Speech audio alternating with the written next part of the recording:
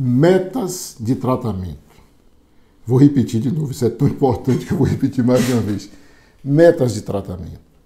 Você precisa estabelecer, junto com o profissional de saúde, com os profissionais de saúde que está te acompanhando, e você que é profissional de saúde, estabelecer isso junto com os seus pacientes que são diabéticos tipo 2, quais são as metas do tratamento.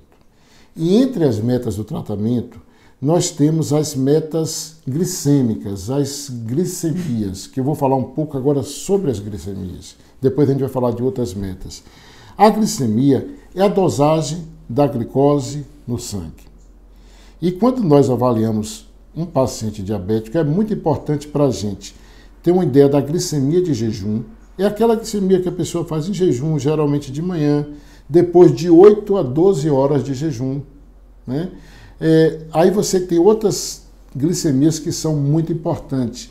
A glicemia antes das refeições, que nós chamamos de glicemias pré-prandiais, as glicemias depois das refeições, que são as glicemias pós-prandiais, e a glicemia também ao deitar. Não é que todo mundo vai fazer isso todo dia.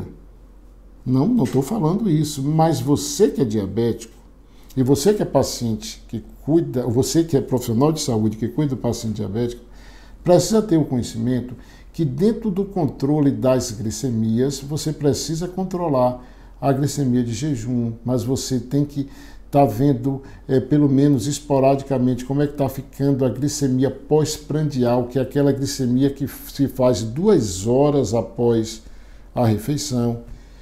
De vez em quando está olhando também a glicemia ao deitar, a glicemia à noite, a glicemia quando o paciente vai dormir. É muito importante e é muito importante que a gente entenda que isso tem os números e você fique ligado nos números. O que é que a gente considera um controle adequado da glicemia de jejum? No paciente diabético, o paciente já com diagnóstico de diabetes mellitus tipo 2, que vem se tratando e que chega aqui para a gente baseado nas glicemias, saber se as glicemias estão bem ou não. É a glicemia de jejum ou a glicemia pré-prandial entre 80 e 130. É a glicemia pós-prandial. Olha, pós-prandial, é pós-alimentação. Só que não é terminou de se alimentar, faz logo. É 2 horas depois da alimentação. Ela deve estar sempre abaixo de 180. E a glicemia ao deitar, que deve estar entre 100 e 150. Então, essas são as metas glicêmicas. Mas eu quero aqui falar uma coisa importante. Quando a gente fala em metas, a gente tem essas metas que são gerais, mas a gente não pode esquecer que as metas são individualizadas. Elas podem ser flexíveis para mais ou para menos, de acordo com a condição do paciente. Um paciente mais idoso, um paciente que tenha outras comorbidades. Mas ainda nas metas glicêmicas, nós temos um outro indicador que é muito importante, que é a hemoglobina glicada, ou hemoglobina glicosilada. O que é hemoglobina glicada? O que é hemoglobina glicosilada? Dentro das nossas hemácias, das células vermelhas do nosso sangue, tem a proteína chamada de hemoglobina.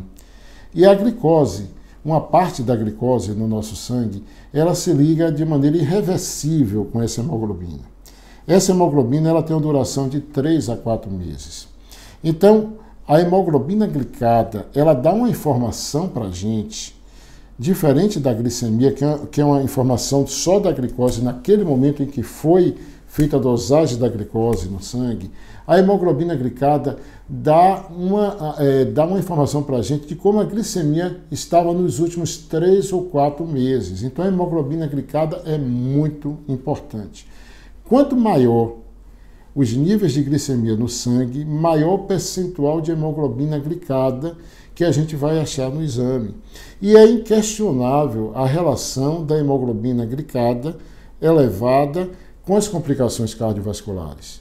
E é inquestionável também que quanto melhor, mais baixa a hemoglobina glicada, menos complicações cardiovasculares. Então, nós quando falamos de metas glicêmicas, a gente está falando da glicemia de jejum, da glicemia pré-prandial, da glicemia pós-prandial, da glicemia ao deitar e da hemoglobina glicada, que é muito importante, é um exame muito simples e que a gente recomenda que naqueles pacientes que venham com a sua glicemia controlada, que faça hemoglobina glicada pelo menos 2 vezes ao ano, a cada 6 meses.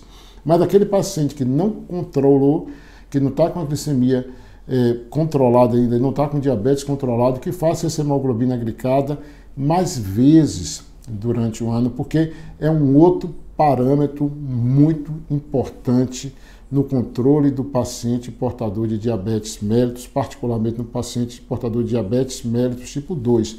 Não é possível a gente controlar adequadamente um paciente portador de diabetes mellitus tipo 2 sem o controle das glicemias, sem o controle da hemoglobina glicada e de vários outros parâmetros, como a pressão arterial, perfil inflamatório, composição corporal, níveis de colesterol.